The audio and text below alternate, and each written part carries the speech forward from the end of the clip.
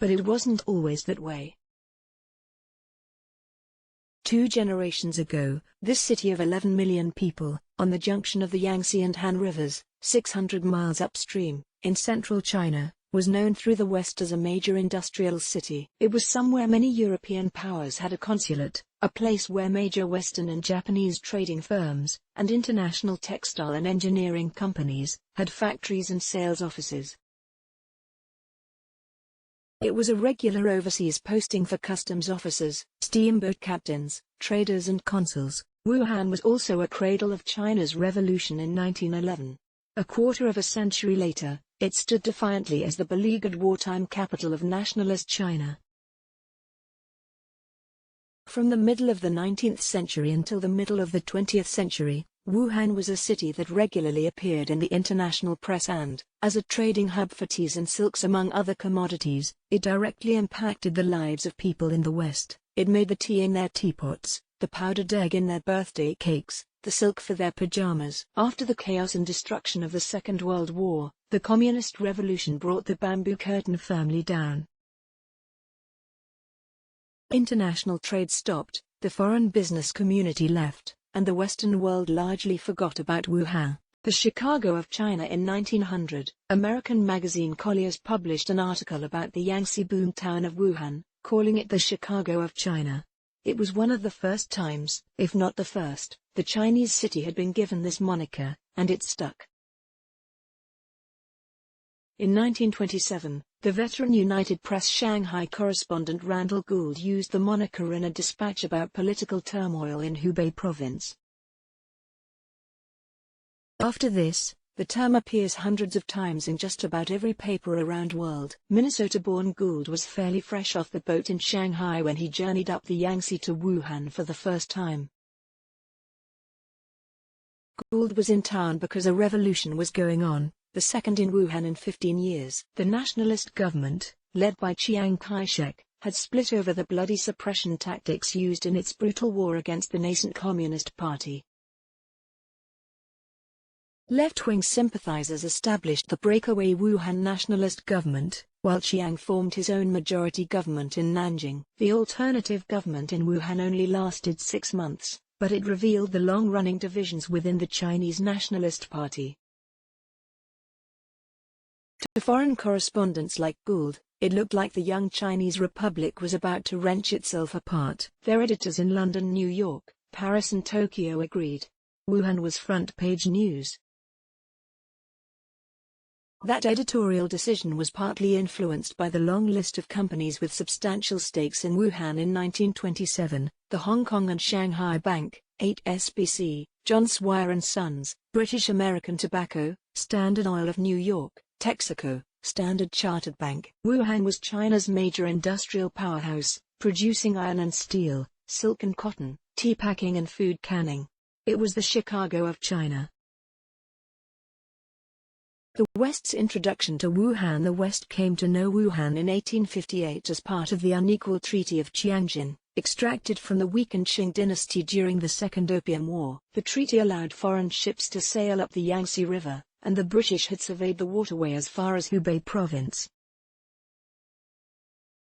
They particularly examined the riverside conglomeration of Wuchang, Hunkou, and Hanyang, collectively known as the three towns of Wuhan.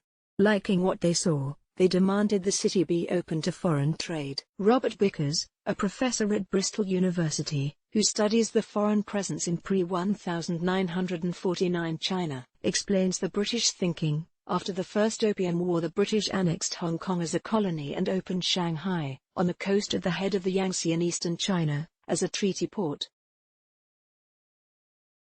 16 years later they understood the importance of inland China better and so zeroed in on Wuhan, as well as Tianjin. Wuhan became essential to the coastal port cities, feeding them commodities, tea, meat, tobacco etc., and produced outputs, iron, steel, silk etc. Wuhan was China's largest inland entrepot. Wuhan was already a massive city in 1850, approximately 1 million people lived in the three towns, half the size of the world's largest city at the time, London. From the 1860s, foreigners flooded in, though the city always had a Chinese majority population. The new arrivals clustered in Hangzhou, creating a tree-lined, 2-mile-long bund, which largely remains today, building their warehouses, docks and offices, as well as a racetrack, clubs and public gardens, all adjacent to the Hangzhou waterfront. The British concession was adjacent to concessions run by the Germans, the French, the Japanese, a rather disputed Belgian concession, and the Russians, who had been active in Wuhan trading tea from Siberia since the 12th century. All these nations, including the Americans, had consulates. While Wuhan became a cosmopolitan place, it was always essentially a business town. It never developed the nightlife or the movie industry, publishing houses, and art galleries that clustered in Shanghai's more bohemian quarters. It wasn't quite the scholarly center that was Beijing. The foreigners were present, and their soldiers guarded the consulates, but the city retained a more dominant Chinese feel. Center of revolt in 1911, the Republican Revolution that overthrew China's last imperial dynasty was, albeit accidentally, sparked in Wuhan. The initial catalyst for the revolt was the accidental explosion of a bomb that occurred when a careless anti-Qing / pro-Republican revolutionary dropped a lit cigarette in the workshop of some rebel conspirators in Hangzhou's Russian concession.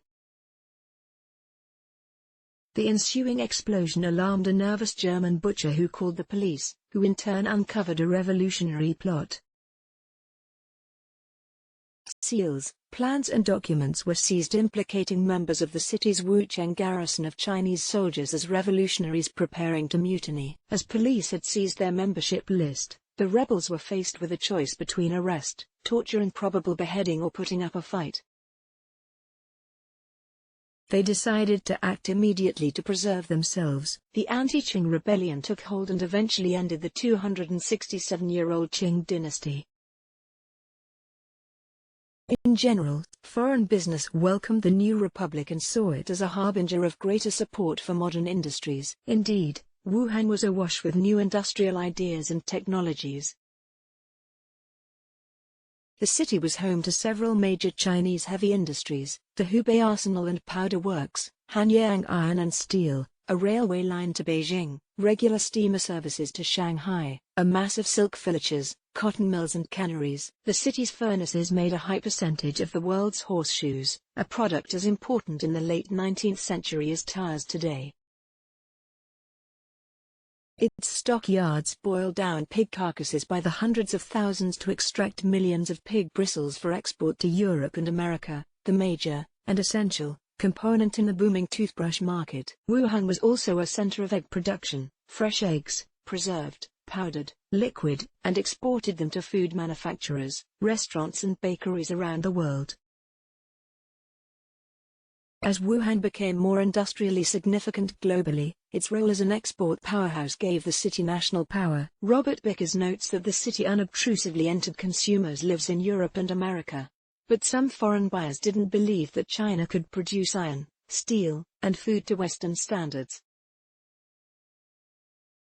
Yet China was manufacturing steel and iron for its new railways, bridges and urban construction, while also ramping up its armaments industry to create a newly organized modern army under Chiang Kai-shek's command.